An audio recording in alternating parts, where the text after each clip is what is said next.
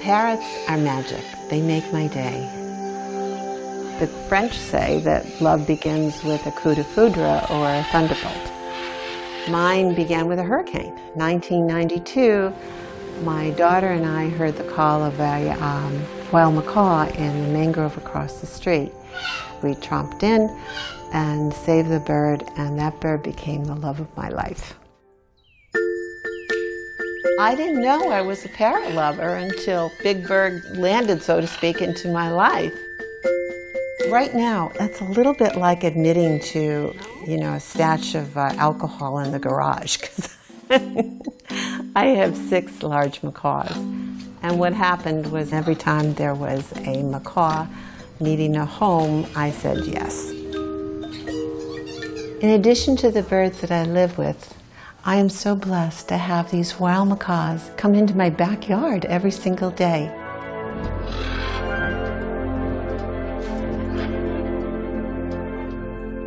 The first day they arrived, I was cleaning cages out in the patio, and the funny thing was is my blue and gold macaw gave out the macaw greeting call, but then she said for good measure, "Hello, pretty birds." So I guess in Miami it pays to be bilingual.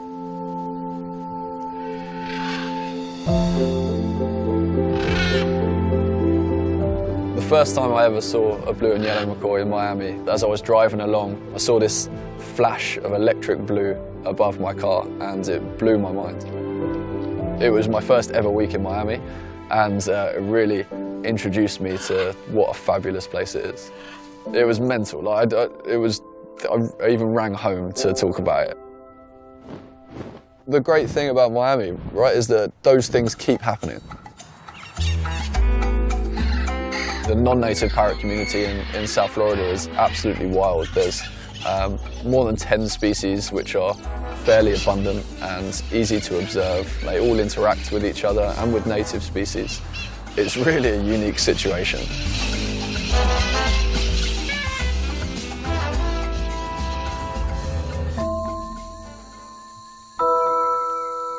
Blue and yellow macaws come from Central and South America.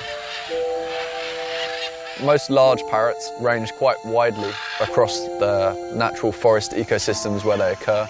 They move between fruiting trees and take advantage of those trees where the fruit is particularly ripe to eat at that time.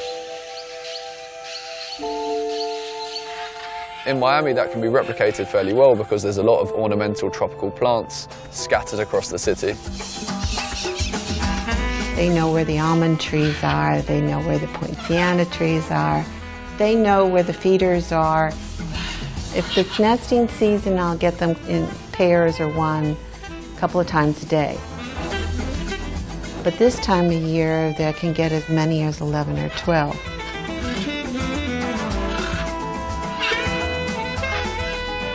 It just makes my day to see them flying free.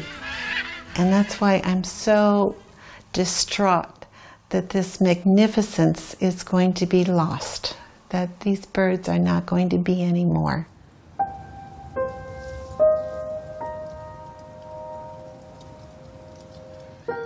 If the birds do not come, I am petrified. I am so terrified that they're being poached because so many have disappeared. In the 8 years since 2010, they've gone from 44 down to 12.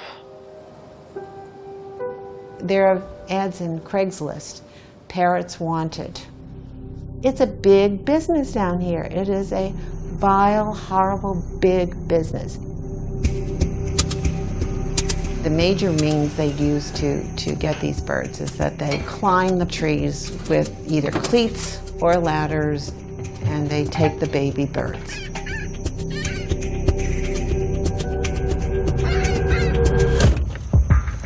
The other method they use is they buy $300 net guns on eBay, and they shoot a net 35 feet in the air.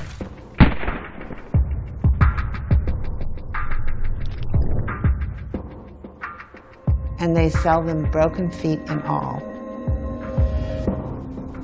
I can't even use the word poaching. Technically, it's not illegal to take parrots according to Florida Fish and Wildlife. As a non-native species, it's not illegal to take them, but philosophically, I don't think it's a great idea. Not all non-native species are necessarily invasive. An invasive species is a non-native species that enters an ecosystem and presents a direct threat to a native species. The macaws in Miami have been here a few decades, and they've also been observed to nest in South Florida.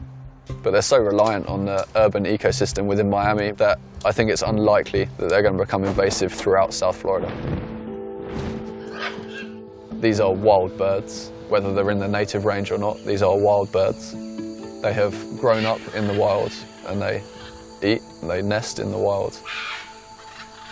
I will use the word poaching, because what else is it? To take something, a magnificent wild animal from its mates, from its flock, from its habitat, and lock it into a cage, usually for breeding, and never let it out again. It's cruel beyond belief.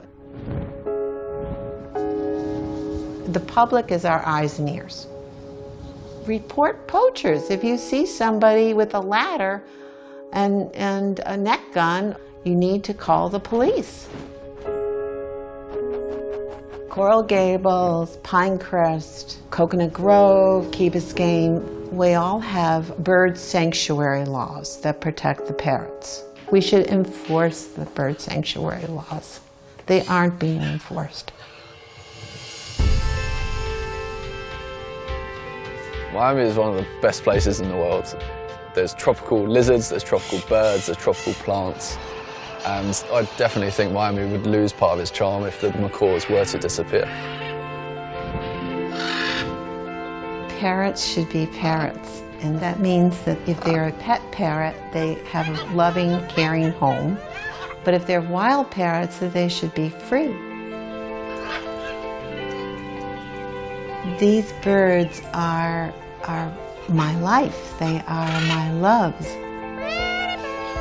I must have a strong maternal instinct that I just want to keep them safe and keep them sound and keep them fed and keep them flying. I want them flying free.